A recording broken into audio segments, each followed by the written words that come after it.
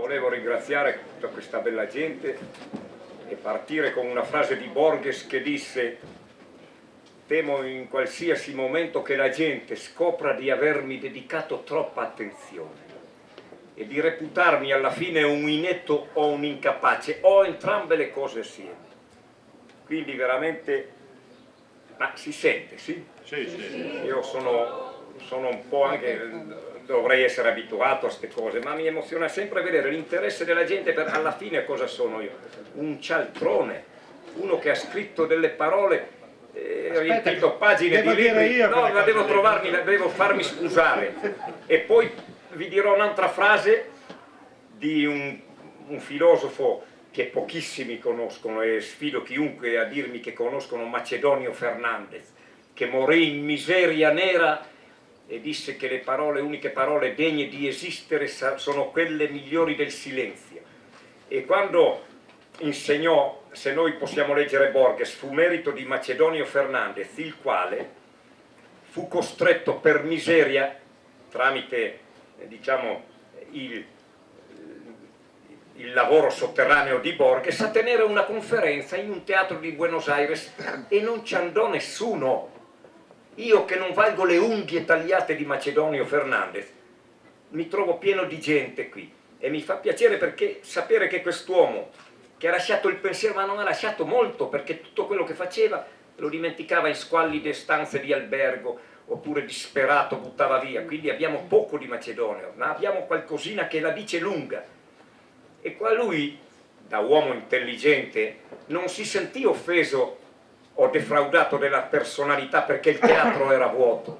Lui tenne una conferenza di 2 ore e un quarto a teatro vuoto. Questo è il mio grazie, perché io che non valgo le unghie di Macedonio ho riempito questa sala. E allora l'indomani, quando Borges lo trovò per prenderlo in giro, perché le anime semplici sono suscettibili di attacchi anche cinici da parte di Borges, era cinico, se volete ne parliamo, finché disse: maestro, c'era pubblico, e Macedonio disse: caro ragazzo, gli assenti erano così numerosi che se soltanto uno non fosse venuto non sarebbe riuscito a entrare. Questo per dirvi la testa che aveva quest'uomo. Quindi io che non valgo le stringhe di Macedonio, ho riempito questa bellissima sala, questo posto, vi ringrazio di cuore. Poi da qui quel che succederà più avanti non lo so. Bene, grazie di questo tuo intervento. Non vorrei entrare in rotta di collisione con la tua interpretazione a proposito della presenza alla conferenza di Macedonio. Sai perché c'era poca gente? Perché l'hanno fatta in un teatro. Qui c'è tanta gente, tanti magari venuti anche per te, ma qua si mangia e si beve, cosa credi? Quindi... diceva Heine, no, ma vi piace andare avanti a citazione. Heine diceva: ogni funerale finisce col soffiarci il naso e ogni cosa finisce col mangiare e bere. Ma addirittura Cimolais, che è la terra del mio amico qui, fanno dopo i funerali, e questo mi piace, fanno un pranzo. Questo mi piace, perché piangiamo sempre, almeno nella morte possiamo cercare di sollevarci, è ineluttabile, quindi è il più naturale dei fenomeni. Ma però poi se ti muore un figlio così è difficile piangere. È difficile, no? Io però, vado un po' a acqua, non offendetevi, ma per adesso. Per adesso. No, perché sennò divento, non dico aggressivo, ma divento antipatico più di quello che sono per natura, quindi è meglio stare. Ho capito che Bruno vuole che si evitino le citazioni letterarie, l'avevo già capito, però una permettetemi. Sì, ma le fai l'ultima, se no faccio finta che siano mie, tanto difficilmente le scoprite. No, ma non perché Pessoa, questo che mi porto con me quando vado in giro a fare queste chiacchiere, perché mi aiuta, è morto anche lui alcolista, e lui purtroppo anonimo, è stato scoperto dopo da Tabucchi, che è morto da poco. Diceva: la vita è una tragedia chimico-fisica alla quale però bisogna sottostare, cioè non toglierci. Poi vita è una parola che assume tutto, la vogliamo solo definire come, e allora è la nascita di di una persona dal seno materno, dal ventre materno, esce questa persona e questa è la nascita e la vita. Ma tra la data di nascita e quella di morte, quello che ci sta dentro lì è la vita.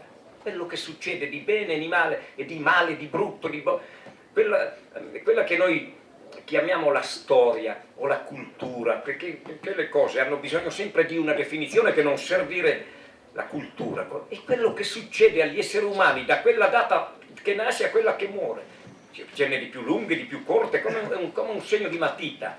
Chi addirittura non parte nemmeno, i bambini che muoiono appena nati, chi ce l'ha un po' lungo, un po' più lungo, chi riesce ad arrivare alla curva e poi si va giù in discesa, chi ce l'ha anche molto lunga. Ecco, questa secondo me è quello che succede a un essere vivente tra le due date, di nascita e di morte.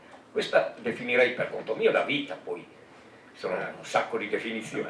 Ma è vero che stai preparando un nuovo libro proprio intitolato La vita? Il titolo I titoli sono sempre redazionali, guardate, l'ingerenza delle case editrici su un autore e se non hai veramente polso sono disastrose. Non vorrei, sì, il titolo è questo, ma non è la mia vita. Io già con l'ultimo libro ho osato fare a fette un uomo come me, perché sono un arrogante, sono un vanitoso, voglio apparire, ho voluto fare soldi. Importante, diceva Turati, è saperlo. Cioè noi viviamo di apparenze, facciamo spallucce, invece vorremmo i premi, vorremmo essere i migliori, ma diciamolo. Questa è anche la vita, l'onestà di dire quello che si è e all'obiettivo che si vuole arrivare. Io perché sono andato in TV? Perché volevo vendere libri miei, perché piace la mia faccia. Siccome l'Italia è un paese intelligentissimo e perciò l'equazione è questa, signori, vi scuso la mia voce perché è un po' aggressiva. In Italia è un paese intelligente, perciò pigro. Intelligenza è uguale pigrizia. Per cui se tu non vai in TV a dire che sei morto, non lo sa neanche tua moglie. Io avevo bisogno di vendere libri per far laureare 4 figli, comprare loro una casa. Sono il primo nella mia dinastia e vado orgoglioso di una dinastia di falliti e bevitori e cialtroni. Anche questo è coraggio, dire cosa sono le proprie radici. Sono il primo nella mia dinastia che non ha venduto tutto per l'alcol e per le loro follie, perché siamo anche una dinastia di folli. Sono stato il primo che ha comprato una casa e di questo mi vanto. Sono riuscito a sconvolgere questo meccanismo che ci voleva azzerare nei fallimenti. Di questo sono orgoglioso e dei miei figli. Bravo Mauro, stai dicendo delle cose straordinariamente interessanti. Ovviamente grazie anche alle tue comparsate in televisione sei diventato famoso soprattutto come scrittore, ma tu sei un uomo che nella tua vita ne hai fatte di cose. È particolarmente suggestivo leggere le tue pagine dove racconti del tuo rapporto con la scultura, ma soprattutto con il legno, no? Questo legno che bisogna imparare a conoscere, sapere quale è più adatto a trasformarsi in opera d'arte, sentirne, percepirne l'odore, la consistenza e via dicendo, no? Qui ci vorrebbero davvero qualche ora per stare con voi, io starei perché veramente ci sarebbe tante cose. Io vivo molto solo nonostante le apparenze, vado in TV per vendere libri, tra la scultura, la scalata e la scrittura non c'è differenza, si tratta di togliere. Poi arriviamo a quella dei legni che mi piace, il 21, ma tante robe da dire che devo andare avanti. Una alla volta. La scultura non è altro che togliere legno, e la scultura deve essere come l'esistenza, togliere per vedere. Se noi ci copriamo l'esistenza, come facciamo? Di orpelli e di cose inutili, le dobbiamo gestire, le dobbiamo difendere, ci creano ansie. Sì, ho un Rolex da 60.000 euro, ho paura che mi taglino il polso, che me lo rubino, che lo perda, che prenda botte, mi crea un problema. Allora sono ridotto ad andare a dormire quando ho sonno e chiedo l'ora a qualcuno che avrà un orologio come lo vuole. Quindi scolpire come vivere, togliere, scalare pure. Io non posso fare 30 movimenti su un passaggio difficile, no, mi stanco e volo giù. Devo leggere La roccia, che è un libro aperto. Noi ne sappiamo leggere più la natura. La roccia ti dice guarda che qui ho bisogno di 3 movimenti, non 30. E poi la scrittura, togliere come Chekhov. Non tolgo mai abbastanza, disse Chekhov, altrimenti finirei alla pagina bianca. Queste sono le 3 arti, chiamiamole arti tra virgolette, io non faccio arte, sono un artigiano dell'esistenza con 3 miliardi di paure addosso, anche se non le copro bene. Quindi il rapporto col legno, ad esempio, io vedrei nelle scuole ora la tecnologia, faranno santo Steve Jobs, ma io vorrei uno Steve Jobs anche dell'agricoltura. Se noi beviamo questo prosecco, cosa mangia Monti? Prima di parlare di preti, prati, spreti, cosa mangia la sera per stare in piedi? Mangia cibo che ci dà la terra e abbiamo abbandonata, salvo coloro che fanno i contadini con 1000 diciamo comodità, anche i contadini. C'è un libro di Jean Genot che dice lettera ai contadini sulla povertà e la pace, perché anche il contadino, pur avendo tutta la mia stima, se non altro per quel nome, però fa le robe in funzione di guadagnare di più. È lì che è cominciato il crollo delle società attuali, l'accumulo di roba, di soldi, skei. Non c'è un teatro nell'arco di chilometri che lo cappannoni. Ora che le banche faranno crack, e non vorrei dire cose cattive sui banchieri, ma sono i primi rapinatori di banche e per loro non scatta mai l'allarme, e sono responsabile di quello che dico stasera. Quindi la semplicità, guardate come ha detto prima Bruno, cioè lavorare la terra, è fatta quello che ci ha donato la terra, per chi ha la fede in Dio. Io non voglio imporre le fedi a nessuno, non avrei voluto che me ne imponessero neanche a me, e invece poi l'ho buttata via. E ce l'ha data Dio perché la usassimo. L'uomo deve usare la terra per viverci dentro e campare. Un pasto al giorno, un litro di vino, e tempo libero, serenità. Invece la stiamo strizzando la terra. E quindi nelle scuole io vorrei uno Steve Jobs dell'agricoltura che indica a questi ragazzi, sì, la tecnologia è sacrosanta, ma anche l'uso delle mani, mandare i contadini nelle scuole, le guide alpine, gli artigiani, i nostri figli, i nostri nipoti nel mio caso, anche se ancora non sanno più usare le mani, ma non sanno neanche difendersi, vanno dentro in un bosco, si perdono. Insegnare loro il ritorno a contatto, ma su da noi, chiamano i pompieri per una nevicata che gli tirino fuori l'auto dal cortile. 120 anni fa, su quelle terre estreme, perché questo è un paesaggio splendido, ma su da noi, il mio paese si chiama Erto, che nei sinonimi contrari vuol dire estremamente scosceso, e anche gli animi. François Moreat diceva la storia di Bordeaux è la storia del mio corpo prima e poi della mia anima. Quindi su uno che vive sull'Erto deve imparare equilibrio, se no va giù. Ecco, questo volevo dire, che un recupero dai ragazzini, rifarli amare ancora il movimento delle mani nelle scuole, fare dei lavori con l'argilla, in modo di farli sentire, perché c'è uno stacco terribile tra l'uomo di oggi e la natura. Su da noi 100 anni fa stavano isolati 9 mesi, era come la colima, avevano scorte di grano, riso, frumento, farina, il formaggio, carne affumicata, carne sotto sale, filavano la lana, facevano le scarpe, si facevano le case, facevano gli attrezzi sulla forgia per poi lavorare i legni per fare le case. Nevicava, 8 mesi isolati, non se ne accorgevano nemmeno. Ora non voglio che si ritorni a un primitivismo, ma siamo degli inetti ormai di fronte alla natura. Quindi ci vuole qualche Steve Jobs anche dell'uso delle mani e del ritorno alla terra.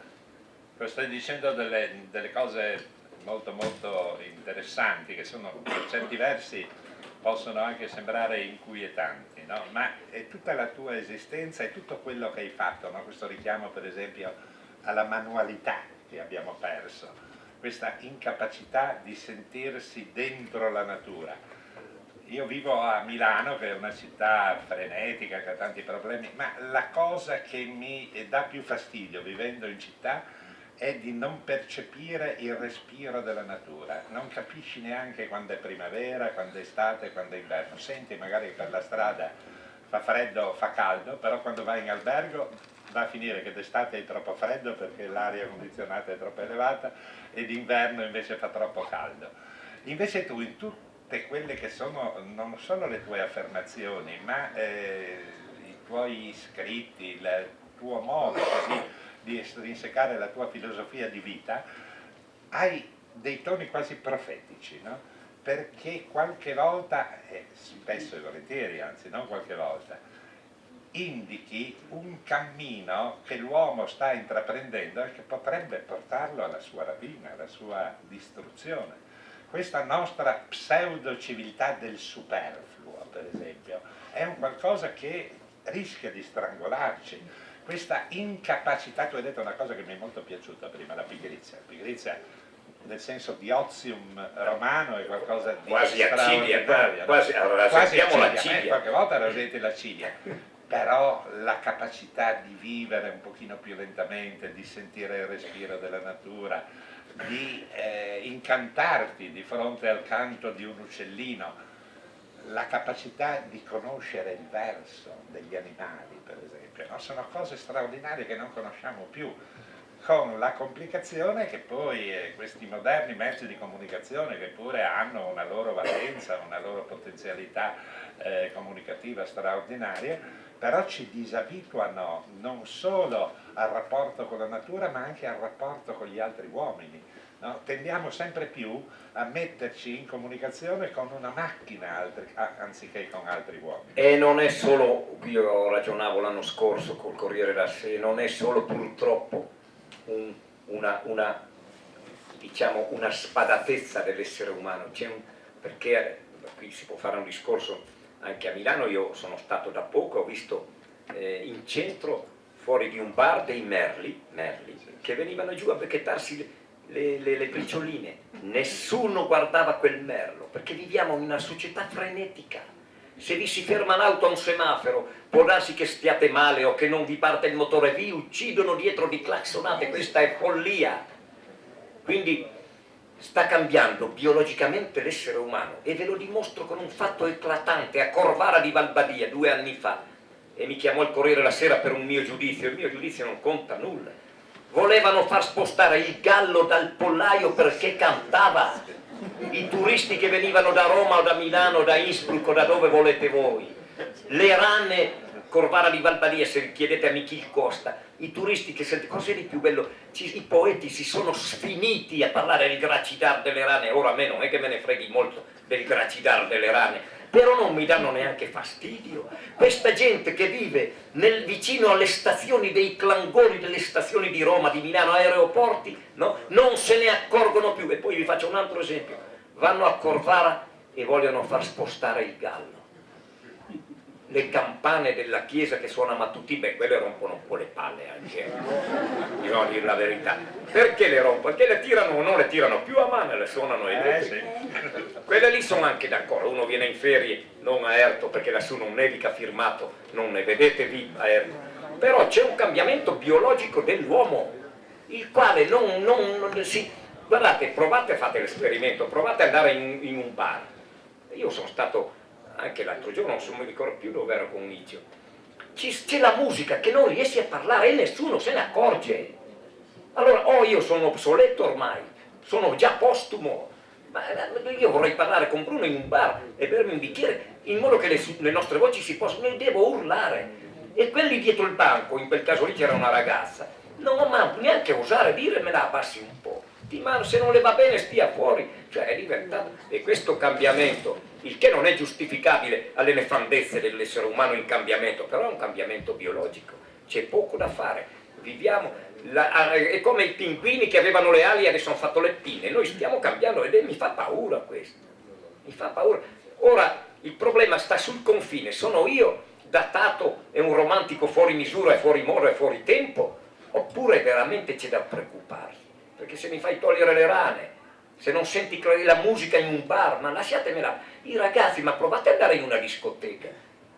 Io ho cresciuto 4 figli, li ho laureati, gli ho insegnato il lavoro del bosco, a camminare, a arrampicare, però hanno allo stesso tempo frequentato Trieste, Bologna, una a Trento, e quindi questi vanno nelle discoteche. Anche i miei figli stanno cambiando biologicamente, vanno nelle discoteche e non sento. Io ci ho provato ad andare quando bevevo di più, e lì a me piacerebbe andare, sì, posso facciucchiarmi l'amorosa, chi ce l'ha, ma riuscire a parlare lì è un caos, è questo che mi preoccupa, il non accorgersi del frastuono, e il cambiamento biologico sta lì. A questo punto bisogna solo realizzare, e prima che mi hai accennato a, io per carità vorrei essere un profeta, ma non sono un cialtrone, un ciarlatano, come tutti i parolai, però ho scritto un libro, cui tengo molto, un libro infame, bruttissimo, perché come mi diceva Magri, sono le sorelle Bronte che non me l'hanno detto, che non l'ho conosciute, Macine tempestose, un libro deve far male. Gioran diceva, un libro deve scavare, un libro deve frugare tra le ferite e produrne di nuove, un libro deve fare paura.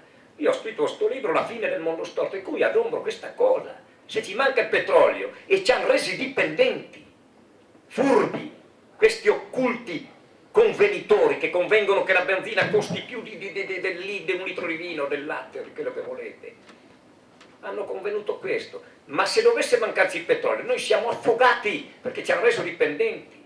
E allora dimostriamo a questi signori, questi faraoni nuovi, i nuovi faraoni che ci hanno resi dipendenti dalle loro cose e ci siamo cascati allora se dobbiamo andare a lavorare usiamo l'automobile, ma quando possiamo avere il tempo lì, lasciamole ferme lì, così i loro depositi di benzina restano lì. Ma anch'io sono venuto qui in macchina con un amico, perché predico bene e razzolo male, sarei potuto venire in treno. Cominciamo, accidenti.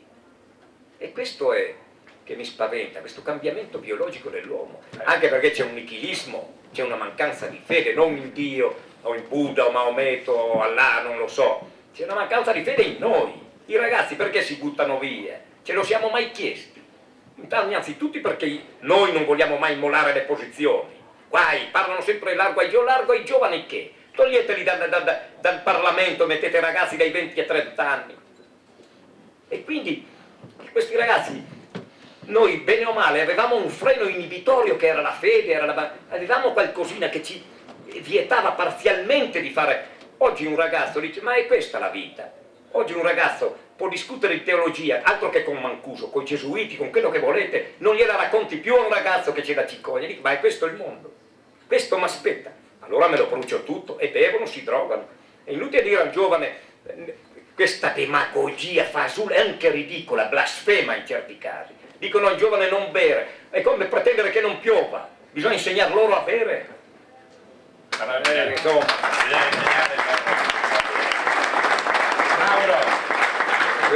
buono, Mauro, mi hai dato, lo so che tu non ami molto lo sport degenerato, soprattutto il calcio milionario. Io guardo le partite. Mi hai dato un assist, perché io sono venuto in treno e non ho la patente, Io credo, ecco, e il secondo, questo, vedete, fino a una dichiarazione, una confessione così fino a qualche anno fa poteva sembrare, invece oggi dovrebbe essere una medaglia, però adesso vi racconto. E è la seconda persona che conosco nel mio piccolo mondo, perché non è che conosca molta gente, insomma, è il secondo, il primo è Guccini, però adesso vi rivelo anch'io, non ce l'ho più neanch'io la patente, ti fai portare perché me l'ha ritirata a vita, non 20 punti o 30 punti, pericolo pubblico, era pubblico, no, vado con la Panda lì a Legna, niente pericolo pubblico. Quindi siamo in tre. Adesso, no, per esempio, viviamo in un mondo nel quale un po' tutte le persone amano viaggiare, si sentono dei viaggiatori. E purtroppo il viaggio adesso, proprio perché manca questa capacità di fare le cose con calma, si trasforma in un punto di partenza e in un punto d'arrivo. Il durante del viaggio scompare, invece un viaggio è quello di fermarti, andare piano. Una delle prime volte che incontrai Mauro era a Forni di Sopra. Anni fa, fanno ogni anno la festa delle erbe della Carnia. Sì, è bella quella roba. E io andai su e ero molto orgoglioso di una mia prestazione personale, perché dal Greto del Tagliamento ero salito a piedi fino alla piazza del paese con un'erta che non è come questa salita incredibile, però insomma mi rendeva orgoglioso. In piazza dopo un po' è arrivato Mauro. Ma da dove arrivi? da Erco. Ma piedi ero arrivato. Come sei venuto? A piedi. Per la Val Cimoliana. Per la Val Cimoliana, queste cose incredibili. Quello è un viaggio. Non è il viaggio quando sei stato da casello a casello, no? Perché siamo colti da queste frenesie che non ci fanno apprezzare. Infatti consiglierei a tutti, non perché l'ho scritto io, anzi quel libro lì, La fine del mondo storto, e tra l'altro gli ha dato il premio Bancarella, non l'ho vinto. Adesso vi rivelo una roba che mi taglierà, no, non devo dire parolacce. I premi letterari, ma qualsiasi, non li vinci, te li danno. Sì, Quel giorno lì toccava a me il Bancarella e a saperlo gli avrei consegnato 200 pagine bianche, evitavo alcune fatiche. Quindi i premi non li vinci, sono coloro che convengono, cioè i convenitori occulti, questa gente che noi paghiamo tra l'altro, perché noi paghiamo gente per guardare la TV. Questo è il paese dei furbi.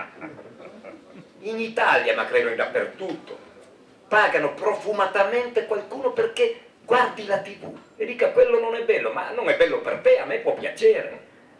Ma chi mi racconta? Poi parliamo del viaggio, dice Antonio Machado, diceva il viaggio non finisce, finiscono i viaggiatori, però questi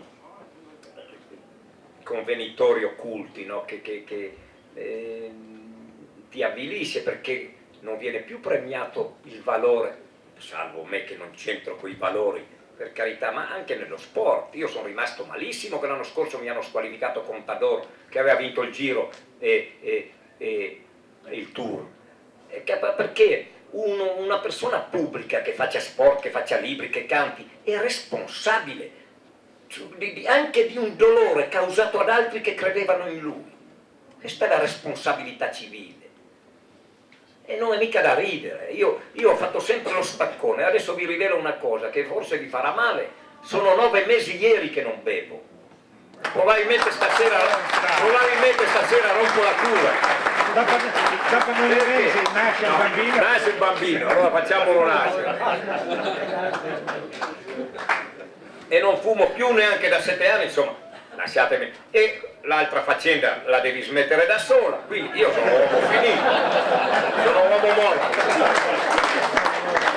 Ma dicevo del viaggio, la capacità di stupirsi, a parte che anche a me piacerebbe fare ho delle mete ancora prima di crepare, non so quanto mi resta, perché mio amico Silvio l'altra sera era con me, gli ho comprato le sigarette, il mio coetaneo l'indomani era morto, solo. Qui vorrei toccare un punto dolente, bisognerebbe migliorare la qualità della morte, anche non solo quella della vita. Si muore male negli ospizi abbandonati. Silvio era un uomo d'oro della mia età, del 50, e quando si è sentito che arrivava la signora ha aperto la porta, in gennaio, ha aperto la porta di casa che sentiva l'aria della valle. Questo gesto poetico, altro che stupidaggine, era risolto. Quindi migliorare la qualità della morte. Si muore male e abbandonati, genitori negli ospizi, abbiamo fretta. Quindi il viaggio, c'è questo cambiamento genetico degli uomini, delle persone, che vogliono arraffare di più possibile.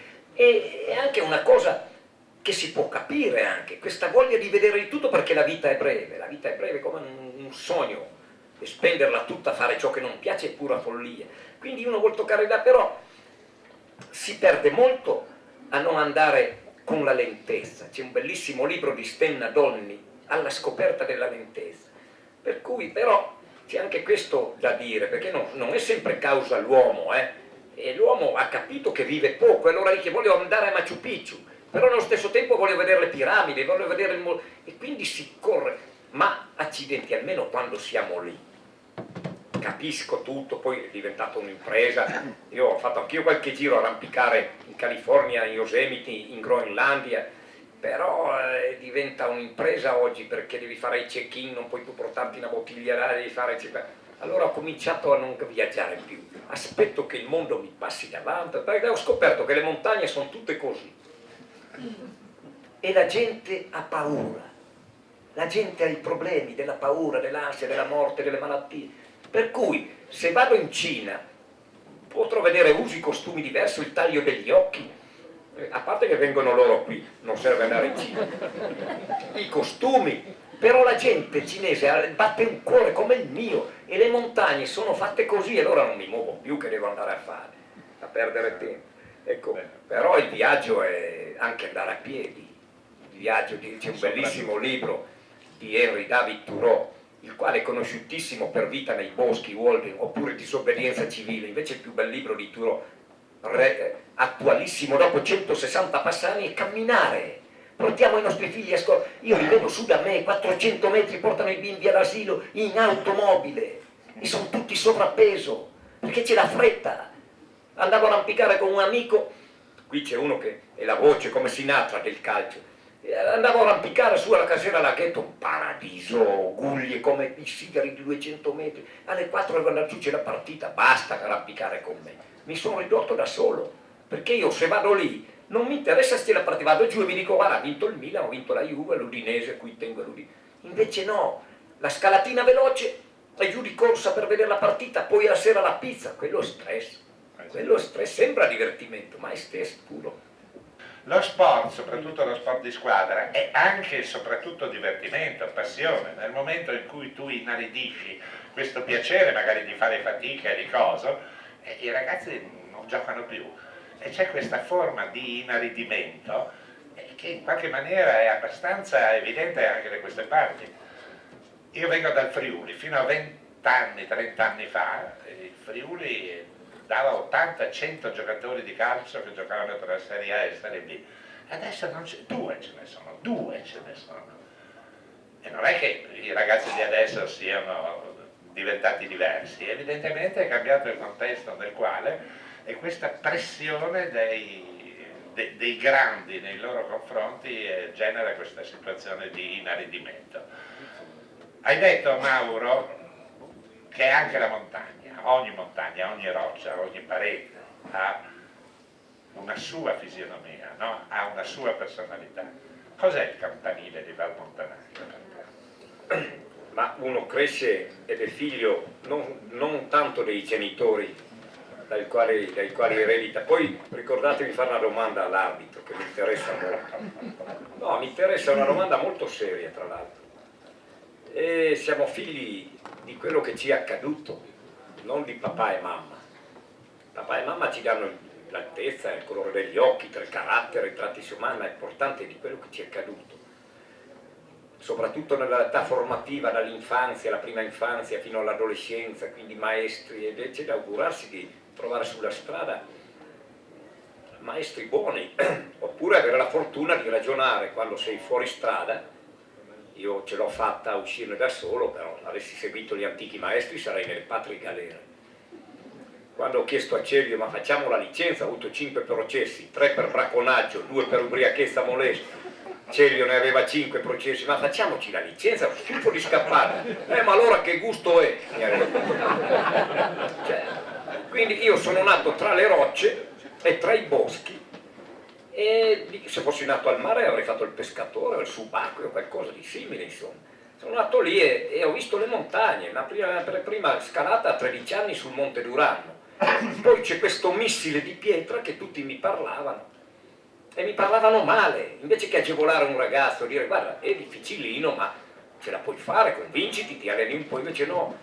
Addirittura alpinisti famosi che hanno scritto il traverso come sul Civetta, sul Philipp Flamm o sulla Sollede, il traverso del campanile di Montanaia, il vuoto non è guardabile. Casara, Severino Casara, poveraccio, e se guardate giù viene da vomitare. Io sono andato lì convinto di vomitare, terrorizzato. Cioè bisogna agevolare l'accesso ai ragazzi alle cose anche difficili, perché se li mettiamo lo spauracchio già prima. E quindi la prima volta che mi portarono lì, vedo sto missile di pietra, ho detto torno giù. E invece proprio questa la lezione dell'alpinismo, dell'arrampicata, non è tanto andare su una cima. Credo che facciano vedere proprio il campanile. Questa qui è la parete est, sì.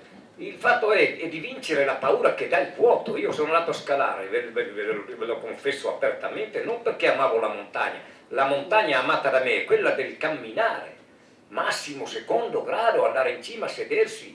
Ecco, quando tu ti impegni su gradi estremi, settimo, ottavo grado, non ti diverti più, che è inutile che vengano a dirmi bugie, sono 50 anni che vado a scalare, lì esibizione, e voler imporsi, voler arrivare primi, dire ho fatto la via più dura.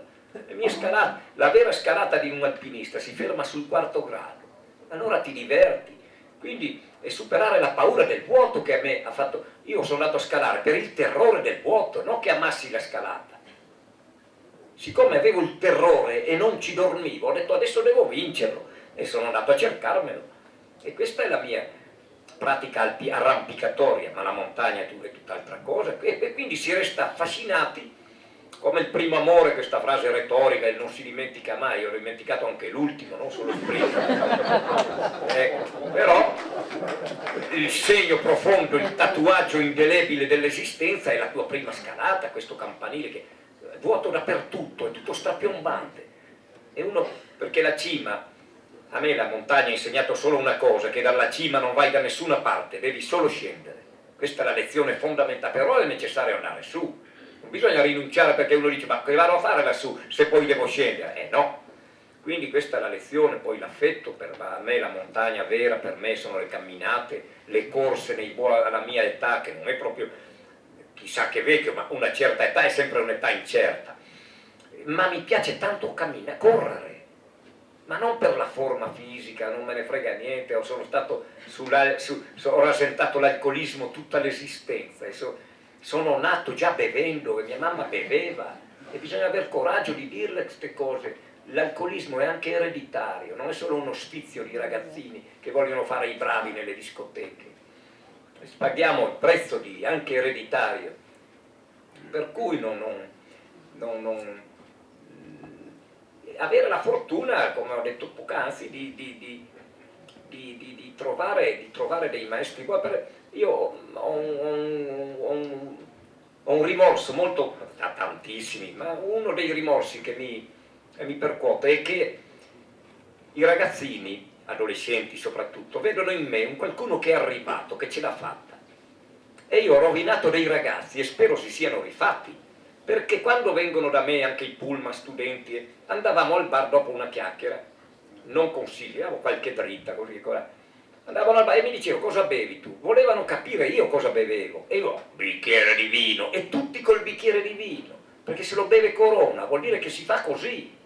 Come ho cominciato io con i vecchi bracconieri, con i vecchi cacciatori, dicevo beviti a me piace un bicchiere di vino, ma uno, ecco perché dicevo prima bisogna educare al bere, 1, 2, caber 3, casomai se capita di più chiamare i genitori, avere non paura del papà, il quale terrorizza il figlio e non chiamerà mai il figlio il papà, perché ti dico se vi arriva a casa ubriaco t'ammazzo, perché le bambine, le ragazze male, le ragazzine buttano il feto nei bidoni, hanno il terrore di arrivare a casa.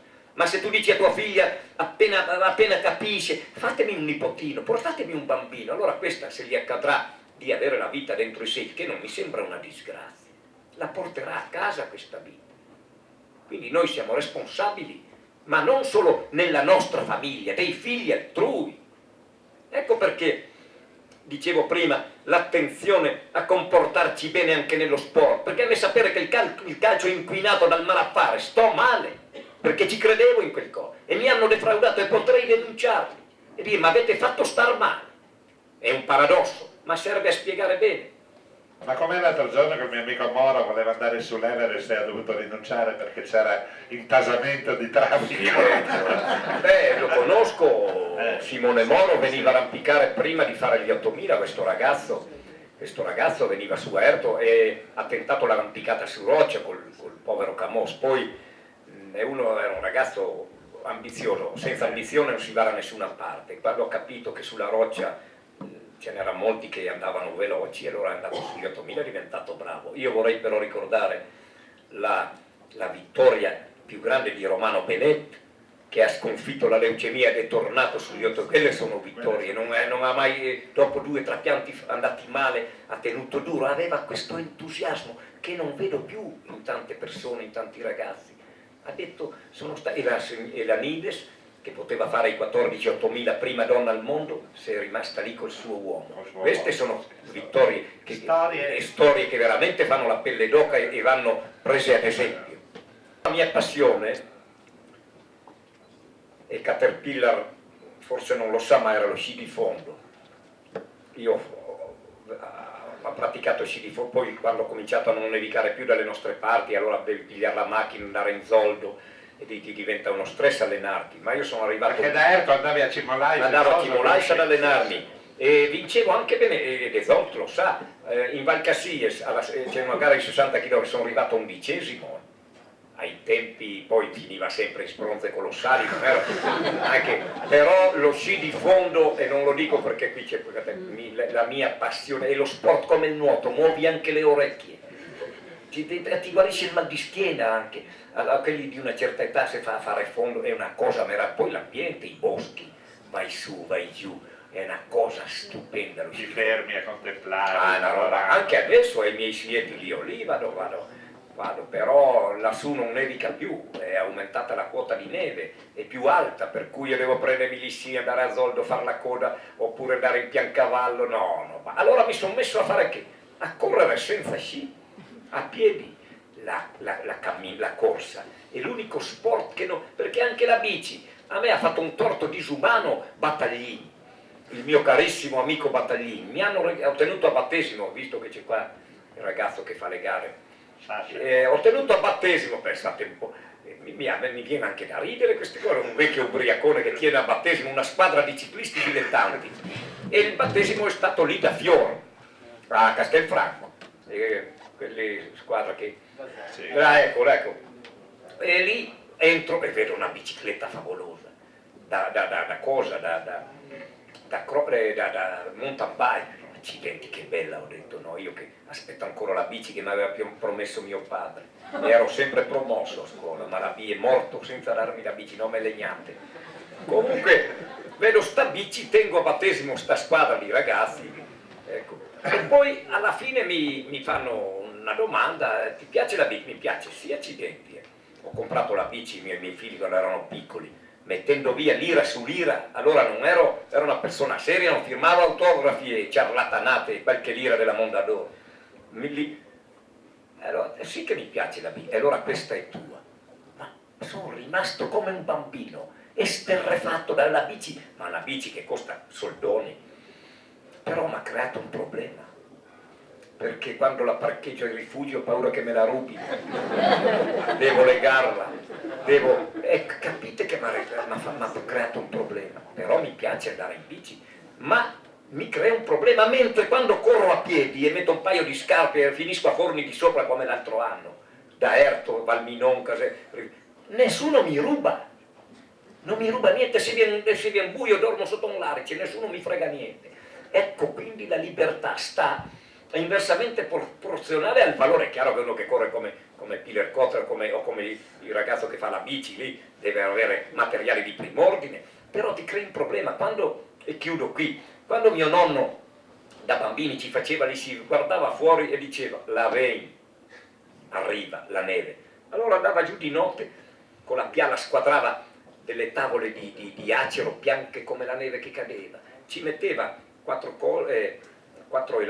cinghie, avvitava su le scarpe di legno, le galosce che tu conosci bene, e l'indomani erano gli sci pronti, si saliva sul Borgà, robe impressionanti, 1400, e giù, dove capitava dritti. Poi con quegli sci finiva la neve, si andava sulle pietre, dentro, giù per le scale di pietra della chiesa, dentro casa. No, oggi con un paio di sci da 3.000 euro, se gratti un sassolino sei morto.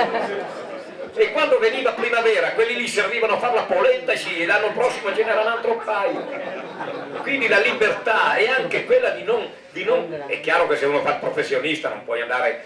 Ma guardate, andate in un negozio di Longarone oppure trovate materiali favolosi di seconda mano, perché vanno di moda gli altri e danno lì questi sci. Io non ho mai preso niente tranne quella bici lì che mi ha rovinato la vita. Adesso la regalo a qualche ragazzo perché non posso morire con l'angoscia che mi freghino la bici, allora il lucchetto e poi basta. Poi buchi, non so aggiustare la ruota, ma ha creato un casino. Basta. Sembra una